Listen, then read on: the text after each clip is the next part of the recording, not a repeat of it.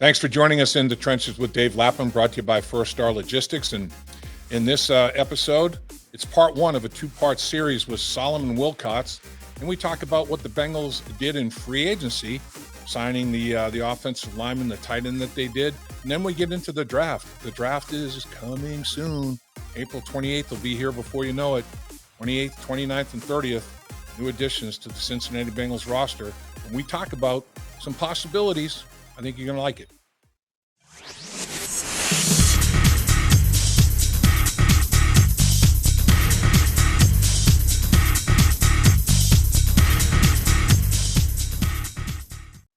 Welcome once again to In the Trenches with Dave Lapham, brought to you by First Star Logistics. As always, in our beautiful studios at First Star Logistics with an outstanding guest this time of year, nobody better, Solomon Wilcots. Member of the SWAT team with the Cincinnati Bengals, outstanding safety in the National Football League, and has gone on to another brilliant career in the broadcast side of things, radio, television. I love listening to Solly on Sirius XM Radio, NFL Sirius XM Radio. It's good stuff, always good tidbits, man, good information. And it was great this week, Solly. You guys had the draft covered like a blanket, man. Hey, I appreciate it, Dave. There's no doubt. I love the people that I work with at Sirius XM NFL Radio. Of course, you can catch the show, the opening drive from 7 to 10 a.m. Eastern time, Monday through Friday. Get to work with guys like Bill Polian, a Hall of Fame executive and general manager around the National Football League. A lot of former players, David Deal of the New York Giants, Ed McCaffrey of the world champion Denver Broncos. The list just goes on. And so it's a wonderful, enjoyable time. We get to talk about the things we enjoy talking about, and that's NFL football. There you go. Nothing better. Particularly, the NFL has done such a great job of making itself newsworthy on a year-round basis. Not just during the season, but they have so many things that have an interest. It's the number one sport in the United States by far. I mean, it's a 500-pound gorilla in that regard. There's no doubt about that. But free agency is still, it's not completed, but it's winding down, obviously. But the Cincinnati Bengals, in free agency, Solly addressed their major weakness in terms of position on the football team, signing those 3 offensive linemen, and they also signed a tight end with the loss of C.J. Uzomah going to the New York Jets. What do you think about what the Bengals did in free agency, how they attacked it? I loved it. I don't think they could have done any better, to be honest with you. Right. The really top offensive linemen, teams weren't going to allow them to hit the free agent market. The Kansas City Chiefs, a guy like Orlando Brown, they used the franchise tag to keep him from hitting. And it just so happened that the Tampa Bay Buccaneers, they had multiples ready to hit the market. And so we were able to get one of their best guards, one of their best offensive linemen, a guy who wants to protect Tom Brady is now protecting Joe Burrow. Right. Ted Karras, here's a guy that's been on championship football teams with the New England Patriots. Football is in his family. It's what he does. It's what his family does. And now he comes over and he's got great, I think, versatility in terms of the ability to play center and play guard. If we were to be fortunate or whatever in the draft to get one of the top centers on the board, you could kick Ted Karras out to guard. Yep. If we get one of the top guards, you could just leave him at center. And then Lyle Collins, that one, I'm going to tell you, I was just sitting there waiting because I had kind of knew the numbers that he would be cost prohibitive for the Cowboys. You love those guys. It's kind of like I've been eyeballing James Bradbury with the Giants, just kind of hoping the Giants do us a favor and have to release him because I know Lou Anarumo, I just know the guys who really like him. I think he would fit the Bengals really well. That's a story for another day. But the 3 offensive linemen we got in free agency, I don't think we could have done any better. And I think it changes our line drastically because the mentality in which they play, which is tough and very physical, I think it's not only going to help Joe Burrow, it's going to help Joe Mixon in the backfield when it comes to our running game. I think we're going to be much improved up front on the offensive line. And listen, Hayden Hurst is a player that I've liked for a long time. I remember he was a first-round pick coming out of South Carolina. And then he got stuck behind Mark Andrews with the Baltimore Ravens, a top-notch first-round pick himself. Then you get stuck behind Kyle Pitts with the Atlanta Falcons. This guy, I'm going to tell you right now, I don't care who's playing behind him at tight end. You're not going to see the field because that guy is dynamic. So we end up, that's kind of got a little fortunate, a little bit lucky, but we were smart enough to have a plan that when those players became available, we pounced immediately. And the money spent by Mike Brown and the Cincinnati Bengals in free agency, this is unprecedented, right? For 3 years in a row, they spent this kind of money. And I guess we got to do it since our quarterback is on a rookie contract. We could go ahead and do that. No question about it. And, you mentioned the three offensive linemen. Alex Cappa lines up at that right guard position. Karras could play center or left guard, potentially. And then Collins at the right tackle position. And, man, that makes such a huge difference. And when you look at it, I like the way the philosophy the Bengals have had, even in last year's draft. They tripled down, 3 picks on offensive linemen in last year's draft, 3 picks on defensive linemen in last year's draft because they had a bounty of picks. They had 10 picks in the draft, but they not only doubled down, they tripled down in places. They go into free agency, triple down, with the offensive line in free agency. So I think that's a good posture to take. In some cases you have to, the way the offensive line was, you need to rebuild the thing and double and triple down. But I like that philosophy. I mean, if you have a need, say, at cornerback, double down in the draft. Don't just take one. If you're going to take one in the second, maybe you come back in the fourth and take another one. You like that philosophy, Solly? Oh, absolutely. I think it's a good way to go. For years, Ozzie Newsome was that kind of general manager for the Baltimore Ravens who had always drafted very well. He was about taking the best player available. Right. Even though you may have a need at a position, and sometimes those two things will align. But if you really need to get a good player, man, you get one guy that you like, and then you come around and here's another pick, and you see another guy at the same position that you like, and then you make sure that position is not going to be an area of weakness as you move forward. It's hard to hit on draft picks, particularly initially. And if you're outside of the top 3 rounds, it's even more difficult to get a player who's going to be able to contribute day one at that position of need. And so sometimes to be able to get maybe 1 or 2 players at that position, as long as all the other areas of need are filled, I think the ability to double down, as you would say, it all but ensures that you're going to be fine at that position, particularly if you have a rookie and veteran both playing that position. Right. Great point. The interesting thing, I want to make sure I get this right, the notes that I took on this, but the NFL obviously is the ultimate copycat league, and you find the Los Angeles Rams, they put all the chips in the middle of the table, and they a lot of draft picks, Matthew Stafford, and you win a Super Bowl. So Denver, Russell Wilson, they do the same thing. They're putting a bunch of chips in with all the draft picks and hoping that Russell Wilson takes them to the Super Bowl. You have Tyreek Hill going to the Dolphins, 5 draft picks for a 28-year-old wide receiver. Everybody now is kind of copying what the Rams did. And it's interesting. This 17 days earlier this week, 17 days before the draft, 17 of the top 50 picks, almost over one third of the top 50 picks had been traded. Now, you got to go back to 20 and 21 combined. There were 17 of the top 50 picks combined in those prior 2 years drafts were traded, but there's already been 17 of the top 50. And I think we might see some more action on draft day and leading up to draft day. Solly, what do you think? Do you think that the NFL now has become, this big trade market? Absolutely. 100%. As we head into the 2022 draft day, we've got 8 teams with multiple picks in the first round. Yep. 8 teams with at least 2 picks in that first round. You go back to even 2 years ago. I thought when Tom Brady left to go over to the Tampa Bay Buccaneers and won it in the very first year, which is not very easy to do, to be the quarterback, to enter a room where all 52 guys, the other 52 other guys, they're more familiar than you are with the offense you're going to be running. That was when we were in the middle of a global pandemic. He parachutes in the middle of there and still learns the offense well enough to run it, and then goes on to win a Super Bowl championship at the home stadium. Right. I think it put a lot of teams on notice, and the Rams said, "You know what? We think we're good at quarterback. with Jared Goff, but we need to go from good to great. And Yep. they go and get Matthew Stafford. They do the same thing and win it in their own home stadium. 2 years in a row, the team changed quarterbacks and then go on to win the Super Bowl trophy in their very first year.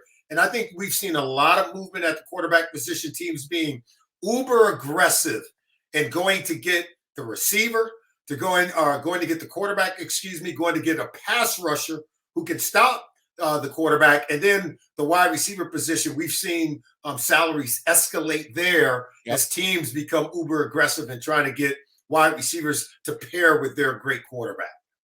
Yeah, and I think, the Bengals may be one on draft day, and I don't think it necessarily happened before the draft, but while teams are on the clock, or maybe when the Bengals are on the clock with that 31st pick, if quarterbacks kind of not that many quarterbacks go in the top 20 picks, then all of a sudden another one goes as you're approaching pick 30. The Bengals with that 31st selection, if a team says, wow, I got to get my quarterback. I don't think I can wait now to the second round. I want 5 years. I want that 5th year on the rookie contract. I don't want 4 years. I want to lock him up for 5. And the only way to do that is to get up into the first round. And this is the guy I like. The Bengals may be fielding some calls for quarterback, or like you say, pass rusher, or wide receiver that slid. They may be one that can maybe trade back and have another trade with the top 50 pick in this year's draft potentially. Yeah, I could easily see that happening. These quarterbacks were expected to go right around the bottom of the first round, top of the second round. Right. But what happens is they begin to get pushed up all into the first round, maybe a little bit more than what we had thought, because teams want to be able to use a first round pick on getting these quarterbacks. It gives them a little bit more time. Doesn't cost them a whole lot of money in terms of the draft selection itself, but it gives them that 5th year to really determine as to whether or not this young quarterback is going to be able to grow and develop into a frontline player for them. And it adds another year at a much lower price than if you were to take them in the second round. And now through 4 years, you've got to make the big decision earlier to give them the big time contract. So if you can go from the second round and move up to number 32 or 31, where the Bengals are selecting, and then the Bengals got to figure out, okay, do we want to move back and trade out of the first round altogether? That's going to really be determined for the Bengals anyway. If there's 1 or 2 players that they really want at 31 overall, and those guys are gone, Dave, that's when you typically would think about trading out of there, when the guys that you felt like was worthy of that pick in the first round, whether it's by position or just the value of the pick and the player. If those guys are gone, then you say, okay, you know what, we're out of here. We eyeballed a couple of guys, or maybe 2 or 3 guys, that since they're gone now, we can just move back and gain picks to still fill our position of need in the second round. Right. No question about it. And I heard you and Bill Polian addressing that very thing. And I remember hearing Bill Polian this week say, if you're going to trade back, you have to have 3. You have to have Exactly. three options. He said, because I'll tell you what, if you only have 2, they're going to be gone by the time. They're going to be gone. That's right. If you get 2 options, you better not go back more than 2 spots. I think it's genius. Listen, I love working with Bill Polian. I think it provides our listeners and even myself with just phenomenal information of understanding the mindset of what's required to move down or move back in the draft, or what's required to move up. Here's a guy that's been there and done that for so many years. Again, the guy's in the NFL Pro Football Hall of Fame as an executive and as a general manager, as a talent evaluator. And I get to spend 3 hours a week with him every single week. I feel like I'm having a master's class, right? And how to build a roster in the NFL. And his comment about, okay, if you only have 1 option, you're going to trade back in 1 guy. In my experiences have shown me 85% of the time that guy's gone. And I thought, wow, 85% of the time. That was an eye opener, man. Or opened my ears up. That's for sure. Listening on the radio, and I was like, man, that's pretty unbelievable. Mm-hmm. So you look at it, Solly, and the Bengals, by addressing the offensive line the way they did in free agency, it gave them more freedom. It's not like, oh, no matter what, at 31, you got to stay there. And if you can trade up, go ahead and trade up, because you're deficient at that offensive line position. Now they can sit and say, all right, now I can let my board speak to me again. And if an offensive lineman's the best option, I'll go there. But if a cornerback is, I'll go there. If an edge rush guy is, because we know, Solly, that in this league, you can't have enough guys to cover. I mean, everybody's trying to get the quarterback, like you said. That's right. And then the receiver, the compliment. Well, man, you got to figure out a way to hurry that quarterback and cover that receiver, right? You need as many as you can get. Yeah, I think what we're finding, as I've been talking to people around the National Football League, is that you can never have enough corners. We know that with the multitude of receivers, talented receivers, right? Different body sizes and shapes and speeds and abilities at the wide receiver position. The ability to go man across the board, you're going to need multiple corners. But now we're finding a lot of teams understand that you want multiple pass rushers, not just guys who can come off the edge, Dave, but also guys who can rush from the interior, like an Aaron Donald, who can dominate in the middle of the line of scrimmage. If you can push the pocket and win up the middle, man, it makes everything else easier for the defense. And what we're also finding is that with the pace that the game is often played at, that you can even have good pass rushers, but find yourself as you get toward the back end of a football game in the fourth quarter, take the divisional round playoff game between the Buffalo Bills and Kansas City Chiefs as an example. Both teams have good edge rushers, but by the end of that game, it was just 7-on-7.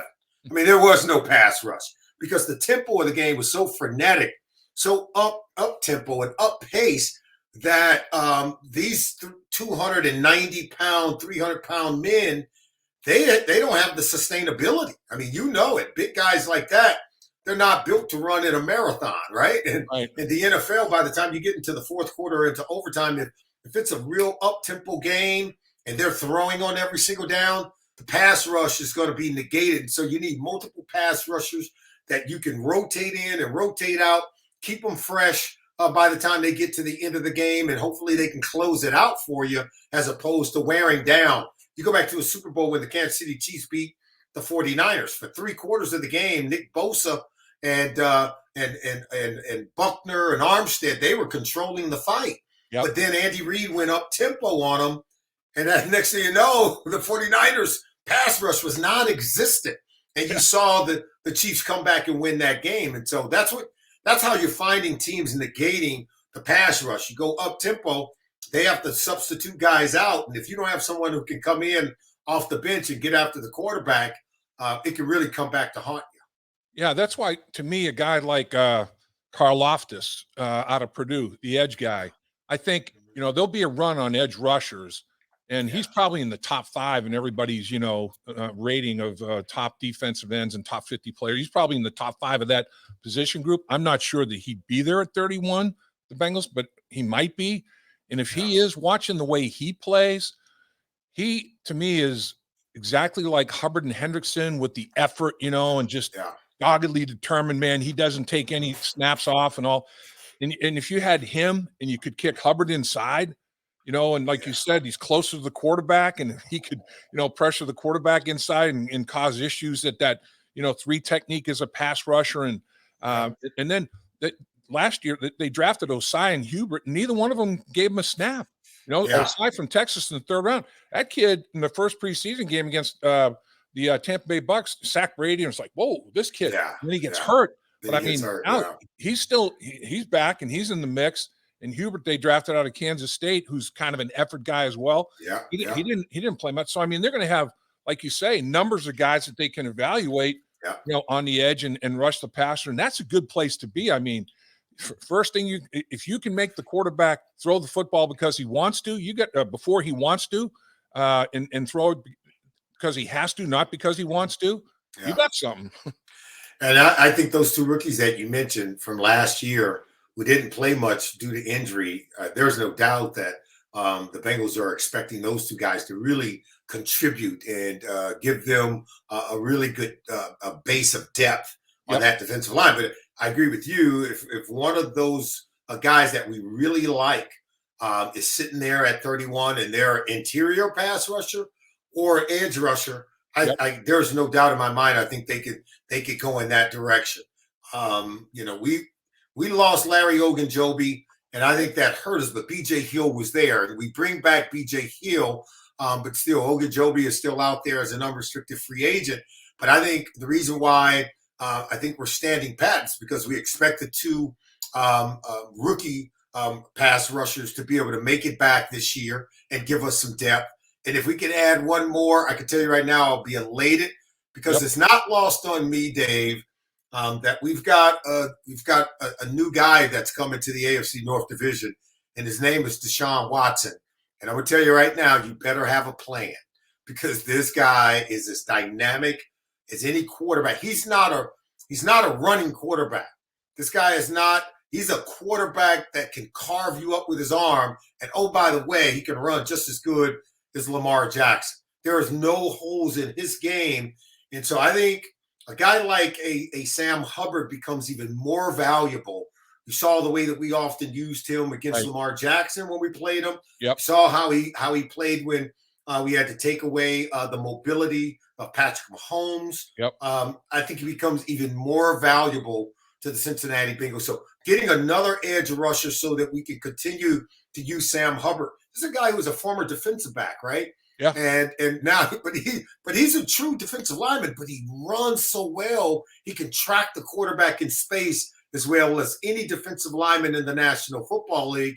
And to be able to use him in a myriad of ways, using creativity and versatility, I think are going to be vitally important, because the Battle of Ohio is real again.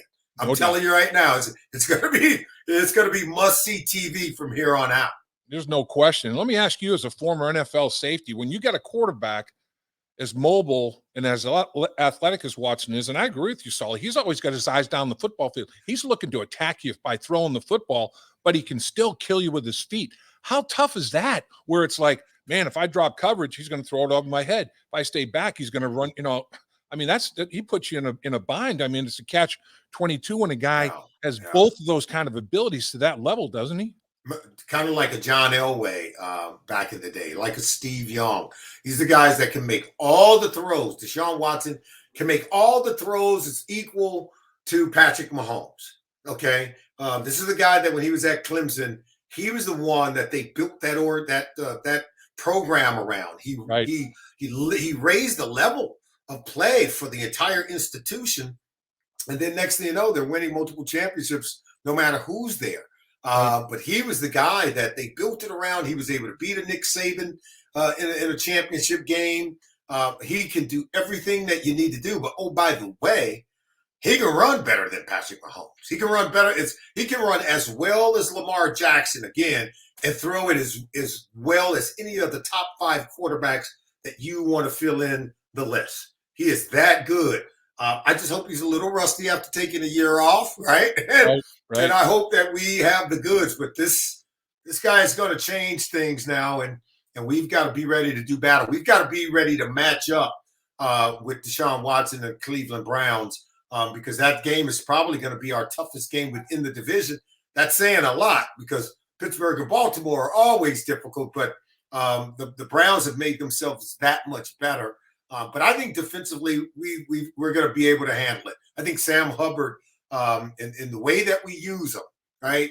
Rush the quarterback to contain him, and then as a delayed rusher, someone who can really track the quarterback with great closing speed as a defensive lineman without having to waste one of your linebackers. Sam Hubbard is that guy.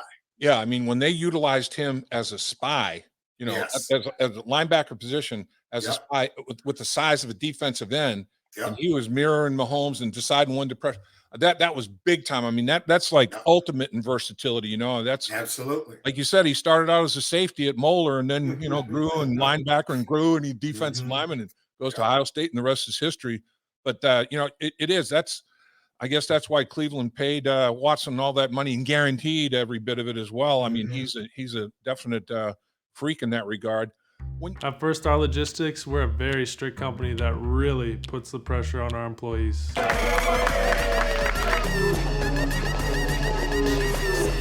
Brakes? What are those? That's what I'm talking about, Icky. Get the body right, then the mind's right. Got to get that body right. That's right. Yes, sir. Become a star with a chance to earn the highest commission percentages in the industry as a freight broker agent. Check out firststarlogistics.com.